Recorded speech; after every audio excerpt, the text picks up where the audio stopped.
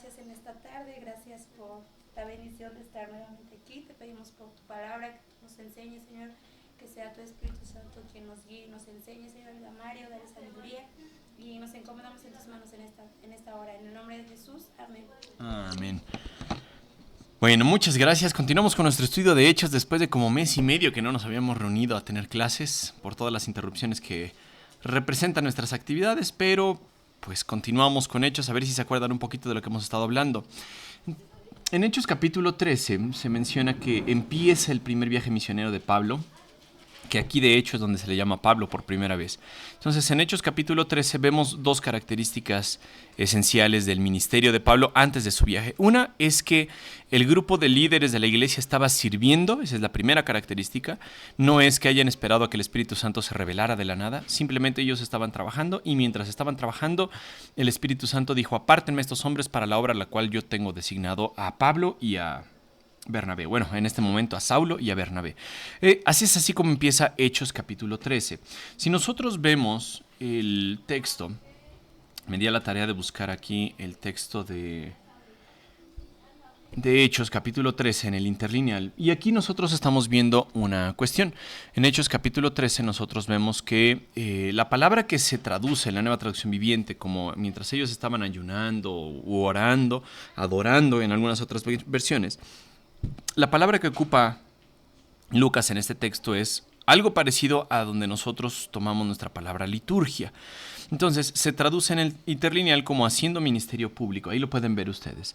Entonces, mientras Pablo, Bernabé, o bueno, Saulo, Bernabé, Manaén, los hombres que venían de África, todas estas personas que estaban en la iglesia sirviendo, los líderes que nos menciona la Biblia, estos hombres no estaban de flojonazos, ellos estaban sirviendo en la iglesia, haciendo ministerio público, nos dice la Biblia, y ayunando. Entonces, mientras estaban trabajando es cuando el Espíritu Santo los manda al ministerio que Él quiere. Perdón, aquí con tanta pantalla se me está haciendo difícil. Eso.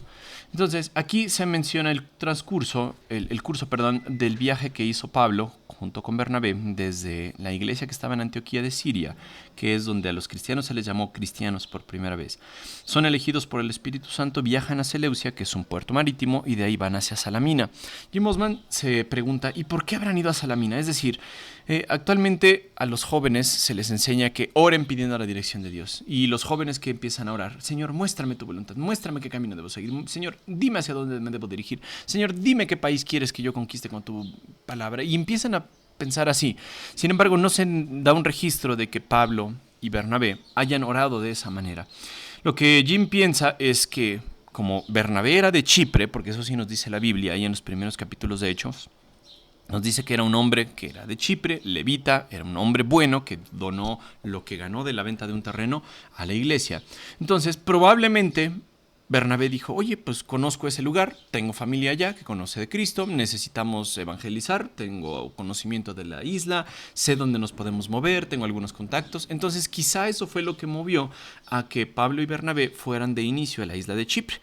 Y de ahí, pues salieran hacia otros lugares que corresponden actualmente al territorio que ocupa Turquía. Aquí lo vemos en el mapa, vemos Pisidia, vemos Galacia, vemos diferentes ciudades dentro de estas regiones. Y ahí fueron Pablo y Bernabé después, porque ya Juan Marcos los abandonó. Pero la cuestión, la enseñanza que quería yo dejarles de las clases anteriores, es decirles, bueno, ellos recibieron la revelación del Espíritu Santo mientras servían. El Espíritu Santo fue quien los seleccionó para servir. Y el Espíritu Santo yo creo que les dio cierta libertad. En la sabiduría que Dios les otorgó, les dijo, oye, ¿tienes ganas de ir a Chipre? Pues ve a Chipre, yo voy a bendecir tu ministerio.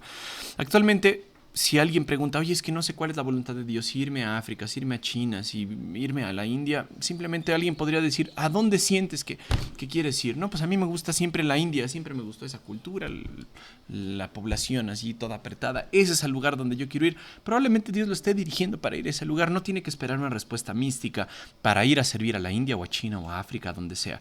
Entonces probablemente eso es lo que pasó con Pablo y Bernabé, o Saulo y Bernabé, que fueron a Chipre, que es el lugar natal de Bernabé. Y entonces ya vemos en este lugar que ellos estaban llenos del Espíritu Santo. El texto nos repite una y otra vez que este par de personas, Pablo, Bernabé, y recuerden que estaban acompañados por Juan Marcos, estaban llenos del Espíritu Santo, pero yo les mencioné la vez pasada que este ministerio que estaba siendo dirigido por el Espíritu Santo, que nació en la mente del Espíritu Santo, iba a encontrar oposición demoníaca por este Bar Jesús. Entonces es ahí donde nos quedamos. Ya está sirviendo ahí Pablo, Bernabé y Juan Marcos están en la isla. Y noten lo que están haciendo. Versículo 4 en adelante dice: entonces Bernabé y Saulo fueron enviados por el Espíritu Santo, descendieron hasta el puerto de Seleucia y después navegaron hacia la isla de Chipre. Allí en la ciudad de Salamina fueron a las sinagogas judías y predicaron la palabra de Dios. Juan Marcos fue con ellos como su asistente. La tradición nos dice que las sinagogas judías se establecían en los lugares donde había al menos 12 varones judíos, y entonces este grupo de personas, de varones judíos, establecían una sinagoga en donde estuvieran, y estos judíos que estaban en Chipre, pues eso hicieron. En la ciudad de Salamina establecieron una sinagoga, y Bernabé y Pablo dijeron: si tenemos que predicar la palabra de Dios, lo vamos a hacer a aquellas personas que están buscando a Dios realmente, y empezaron a predicar la palabra de Dios. Nos dice la Biblia, repito, Juan Marcos fue con ellos como su asistente. Recuerden que hay cierta relación familiar entre Juan Marcos y Bernabé. No sabemos bien si eran primos o eran como algún tipo de tío y sobrino. Algo así eran. Entonces, después viajaron de ciudad en ciudad por toda la isla hasta que finalmente llegaron a Pafos, donde conocieron a un hechicero judío, un falso profeta llamado Bar Jesús. Noten el patrón que están siguiendo aquí Pablo y Bernabé. Ellos están yendo de una sinagoga a otra y van de una ciudad a otra predicando siempre así la palabra de Dios. Y eso los llevó al otro extremo de la isla, que se conoce como Pafos. Y en ese lugar se encuentran con un hechicero y falso profeta llamado Bar Jesús. Bar Jesús, que significa hijo de salvación. Bar, por ejemplo, de Bernabé, en algunos idiomas se pone ahí su nombre como Barnabé. Entonces, ¿eso qué quiere decir? Que es hijo de consolación. Ya lo sabemos por los capítulos 4 y 5 de Hechos, que se menciona a Bernabé. También Bernabé, cuando toma a Pablo y les dice a los apóstoles: él ya es un creyente en Jesús, hace alusión a esa característica de su carácter, que es dar consolación. Y este hombre, este falso profeta judío, era Bar Jesús, es decir, hijo de salvación. Jesús significa salvación. Si no mal recuerdo, Jesús, Oseas y Josué son variantes de la misma palabra que significa salvación. Entonces, este hombre debía haber hecho honor a su nombre, así como Bernabé le hacía honor a su nombre. Este hombre, Bar Jesús, debía haber hecho honor a la salvación, a hijo de salvación. Sin embargo, Lucas ya lo caracterizó aquí como un falso profeta. Es decir, era un judío, hechicero, pero era un falso profeta. Es decir, no era alguien que predicaba la salvación. Este hombre, nos dice el versículo 7, el tal se había apegado al gobernador, Sergio Paulo, quien era un hombre inteligente. Entonces nos dice la Biblia que Sergio Paulo era el gobernador de este lugar. ¿Qué significa eso? Que Sergio Paulo fue puesto ahí por el gobierno romano para ver los asuntos relacionados con la isla de Chipre. Ay, perdón. Perdón, se me fue una granola. No, ya que gracias. Que tenía una granola y se me fue. Sergio Paulo era un hombre inteligente que nos menciona la Biblia. Y este hombre, entonces, tenía ahí pegadote a Bar Jesús. Bar Jesús se metió ahí como la sanguijuela, se metió ahí como la humedad. Estaba donde no lo habían llamado. Y dice, el gobernador empezó a escuchar que Pablo y Bernabé estaban predicando de la palabra de Dios en diferentes ciudades, en cada una de las sinagogas de esas ciudades. Y entonces invitó a Bernabé y a Saulo para que fueran a verlo, porque quería oír la palabra de Dios. Es decir, él estaba interesado en lo que estaba escuchando que predicaban estos hombres, lo cual era la palabra de Dios. Entonces, de alguna manera le llegó el rumor a Sergio Paulo de que había un par de personas, bueno, 3 personas, que estaban predicando de la palabra de Dios. No estaban predicando patochadas, no estaban predicando ideas nuevas, estaban simplemente predicando la palabra de Dios, y nos dice la Biblia que Sergio Paulo quería escuchar eso. Sin embargo, hay oposición. Aquí el versículo 8 dice, pero Elimas, el hechicero, eso es lo que significa su nombre en griego. Es decir, si hablamos de la misma persona de Bar Jesús, en griego su nombre era Elimas. Algunos piensan que esta palabra pues hablaba de hechicero y venía de otras raíces, de otros idiomas. La verdad es que no estamos seguros. Entonces, Elimas, que es el otro nombre de este varón, que era un brujo, un hechicero, una persona mala, un hijo que no era precisamente de salvación. Dice, se entrometió y trataba de persuadir al gobernador para que no prestara atención a lo que Bernabé y Saulo decían. Trataba de impedir que el gobernador creyera. Noten el poder que tenía el Evangelio de Dios. Pablo y Bernabé, junto con Juan Marcos, estaban predicando de la palabra de Dios en la isla. Llegaron esas noticias a los oídos de Sergio Paulo y Sergio Paulo dijo, yo quiero escuchar esto mismo. Mientras Sergio Paulo escuchaba lo que Pablo y Bernabé le estaban diciendo, Elimas, o Bar Jesús, se estaba oponiendo. ¿Por qué? Porque, pues bueno, de por sí él era un hechicero, se asocia la hechicería con algo malo, algo oculto, pero también quizá él tenía miedo de perder su trabajo. Decía, si Sergio Paulo cree en el mensaje que estos hombres están trayendo, yo me voy a quedar sin trabajo. Entonces, él se encargaba una y otra vez de oponerse. ¿Cómo se oponía? La verdad es que no sabemos. Tal vez él decía, la interpretación de estos hombres de las escrituras está mal. Tal vez él decía, lo que ellos están sacando de las escrituras está mal, porque recuerden, él era judío, él estaba familiarizado con las escrituras. Sin embargo, de una o de otra manera, lo que él quería hacer era tratar de impedir que el gobernador creyera. El mensaje de Pablo y de Bernabé era tan poderoso que estaban haciendo que Sergio Paulo creyera. Sin embargo, venía este estorbo, este hombre, este falso profeta, este judío que no era hijo de salvación y estaba tratando de disuadir a Sergio Paulo de que creyera. Entonces, Pablo, también conocido como Pablo, aquí es la primera vez que se menciona Pablo en el libro de Hechos, fue lleno del Espíritu Santo y miró al hechicero a los ojos. Noten lo que va a hacer Pablo, porque uno podría decir, oye, ¿no es que los cristianos debemos ser humildes y debemos ser mansos y que bienaventurados los mansos porque ellos heredarán el reino de Dios y que debemos ser así suaves y amables con todos? ¿No escribió eso Pablo después? Noten lo que estaba diciendo Pablo, pero vean esa característica. Pablo estaba lleno del Espíritu Santo. Entonces Pablo, con su carácter y con su autoridad, en el versículo 10, menciona esto. Tú, hijo del diablo. No, Pablo era bárbaro, Pablo era bueno. En vez de decirle hijo de salvación, hijo de Jesús, le dice, tú eres todo lo contrario, eres hijo del demonio, hijo del diablo, lleno de toda clase de engaño y fraude, enemigo de todo lo bueno, nunca dejarás de distorsionar los caminos verdaderos del Señor. Este versículo me encanta, me imagino así a Pablo con carácter.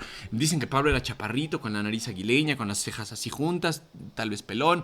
O sea, una persona impactante no era. Sin embargo, como estaba lleno del Espíritu Santo y tenía tal autoridad, se quedó viendo a Elimas, tal vez era la más alto que Pablo, no sabemos, pero con esa autoridad le dio todas estas flores. Noten, hijo del diablo es la primera de ellas, llena de toda clase de engaño y fraude, enemigo de todo lo bueno, que distorsiona los caminos verdaderos del Señor. Esto me suena casi una canción de Paquita, la del barrio. Pura adulación, pura cosa buena. Bueno, puro insulto, ¿no? En realidad, lo estoy diciendo de manera sarcástica. Pero nos gusta esta forma de hablar de Pablo porque demuestra que estando lleno del Espíritu Santo, cuando alguien se pone a las Escrituras, tienes toda la autoridad, toda el carácter, todo lo que Dios te da como para poder determinar, este es un enemigo de Dios y lo voy a tratar como enemigo de Dios. Hace años me acuerdo que hubo un hermano aquí en la iglesia, un hermano que nomás vino a hacer puras peripecias. Ese hermano se metió a la casa de otro de nuestros hermanos que sí conocen y le estaba ya quitando la casa. Hizo fraude a mis tíos, bueno, era amigo de mi tío. Entonces llegó el momento en que cuando este sujeto, porque no sé si lo podemos llamar hermano, este sujeto habita la casa de uno de nuestros hermanos y ya se la quiere quitar. Él diciendo, no, pues es que tienes la palabra de pastor y mi promesa de pastor y todo el show. Mi tío se mete y le dice, y no lo trates como hermano, porque lo que está haciendo no es de hermanos. Uno podría decir, ¿cómo es posible que un pastor hable así? Claro que vemos el ejemplo de Pablo así. Esta persona está afectando, esta persona se opone a la verdad, esta persona está perjudicando a la iglesia, esta persona está enseñando mentiras, ¿lo vamos a tratar como hermano? Claro que no. Y eso significa que sea malo, eso significa que esté loco, eso significa que sea visceral y esté hablando nada más de lo que le salen de sus tripas. No. En este caso, Pablo estaba hablando con la autoridad que le dio el Espíritu Santo para reprender a un hijo de perdición, el hijo del diablo, en vez de ser el hijo de salvación, porque estaba distorsionando, estaba trastornando los caminos del Señor. Entonces Pablo le da un castigo, dice, ahora mira, el Señor ha puesto su mano de castigo sobre ti y quedarás ciego, no verás la luz del sol por un tiempo. Al instante neblina y oscuridad cubrieron los ojos del hombre y comenzó a andar a tientas mientras suplicaba que alguien lo tomara de la mano y lo guiara. Este hombre orgulloso, este hombre que se sentía que podía hablar contra Pablo y Bernabé junto con Juan Marcos y que podía tratar de distraer la atención de Sergio Paulo, es regañado por Pablo y Dios mismo pone su mano de castigo sobre él, haciéndolo que quede ciego.